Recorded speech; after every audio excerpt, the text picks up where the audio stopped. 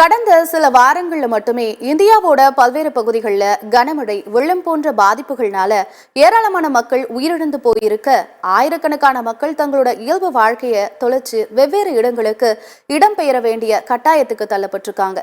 நாட்டையே உலுக்கி இருக்க கேரள மாநிலம் வயநாடு நிலச்சரிவு ஒரு பக்கம்னா கர்நாடகா டெல்லின்னு பல இடங்கள்லையும் கட்டுக்கடங்காத மழை மற்றும் வெள்ளத்தால மக்கள் பாதிக்கப்பட்டிருக்காங்க. பருவமழை காலங்கள்ல வெள்ளம் ஏற்படுறது சகஜம்னா கூட குறுகிய காலத்துல பெருமளவு அதிகமா பெய்யற மழைதான் பேரழிவுகளுக்கு அடிப்படையா அமையுது. இதுக்கு முக்கிய காரணமா சொல்லப்படுறது பறக்கும் நதிகள்னு சொல்லப்படுற வளிமண்டல நதிகள். வளிமண்டல நதிகள்னா என்ன, அதோட தாக்கம் எதிர்காலத்துல எப்படி இருக்கும் அப்படின்றதுதான் இந்த செய்தி தொகுப்புல பார்க்க போறோம். புவி வெப்பமடைதல் காரணமா ஏற்படக்கூடிய வளிமண்டல நதி அப்படின்ற ஒரு வகையான புயல் அதிகப்படியான மழை உருவாக காரணமா இருக்கிறதா விஞ்ஞானிகள் கண்டுபிடிச்சிருக்காங்க. பறக்கும் நதிகள்னு சொல்லப்படுற பட்டை வடிவிலான கண்ணுக்கு தெரியாத இந்த மிகப்பெரிய நீராவி ரிப்பன்கள் சுற்றுச்சூழல் ஈரப்பதத்தை இயல்பை விட அதிகமாக்கிடுது.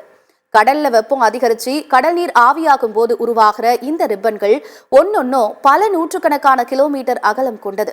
இப்படி உருவாகிற நீராவி ரிப்பன்கள் வளிமண்டலத்துக்கு கீழ்ப்பகுதியில ஒரு பட்டை போன்ற அமைப்பா சேர்ந்துட்டே வருது. இது அப்படியே கொஞ்சம் மேல உயரும் போது குளிர்ச்சியான பகுதியை அடையும் போது பறக்கும் நதிகளா மாறுது.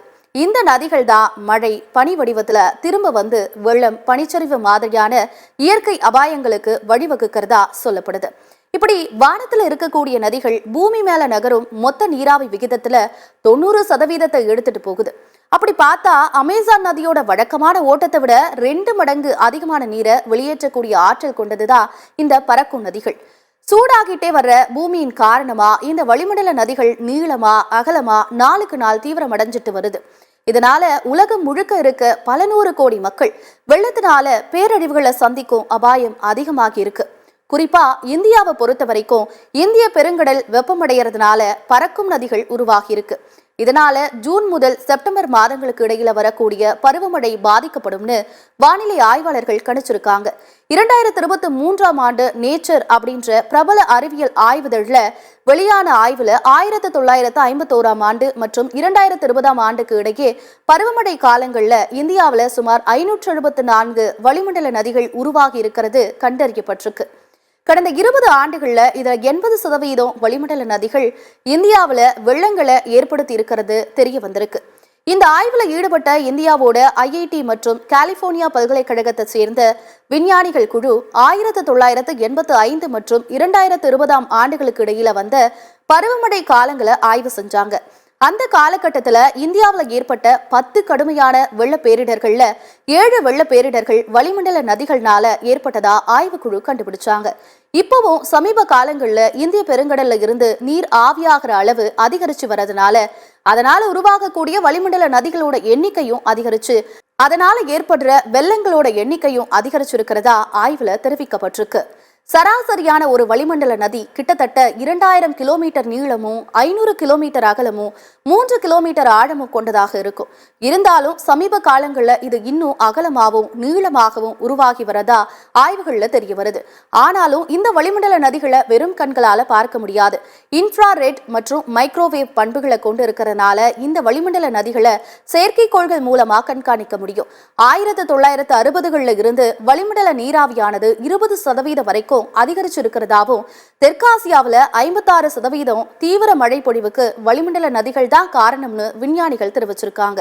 இன்னமுமே இந்த நிகழ்வுகளை தெளிவா புரிஞ்சுக்க தென்கிழக்கு ஆசியாவில வளிமண்டல நதிகள் மற்றும் பருவமழை தொடர்பான கனமழை இது ரெண்டுக்கும் இருக்க தொடர்பு என்ற கோணத்துல விரிவான ஆய்வுகள் மேற்கொள்ளப்பட்டு வருது. கிழக்கு சீனா, கொரியா மற்றும் மேற்கு ஜப்பான்ல 80% வரை அதிக மழைப்பொழிவு நிகழ்வுகள் வளிமண்டல நதிகள் கூட தொடர்புடையவைன்னு அமெரிக்க புவி இயற்பியல் கூட்டமைப்பு 2021ஆம் ஆண்டு வெளியிட்ட ஆய்வுல குறிப்பிடப்பட்டிருக்கு. கிழக்கு ஆசியாவில் 1940ஆம் ஆண்டிலிருந்து வளிமண்டல நதிகளோட எண்ணிக்கை கணிசமா அதிகரிச்சிருக்கிறதா ஜெர்மனியில இருக்க போட்ஸ்டாம் பல்கலைக்கழக ஆராய்ச்சியாளர் சாரா எம் வலேஜே பெர்னாய் சொல்லியிருக்காரு. 2023ஆம் ஆண்டு ஈராக், குவைத் மற்றும் ஜோர்டான் நாடுகள் கடுமையான ஆலங்கட்டி மழை மற்றும் பேரழிவு வெள்ளத்தால பாதிக்கப்பட்டுச்சு. 2005ஆம் ஆண்டு சிலி பகுதியில வானில் அதிக அளவு ஈரப்பதம் இருக்கிறத ஆய்வாளர்கள் கண்டுபிடிச்சாங்க.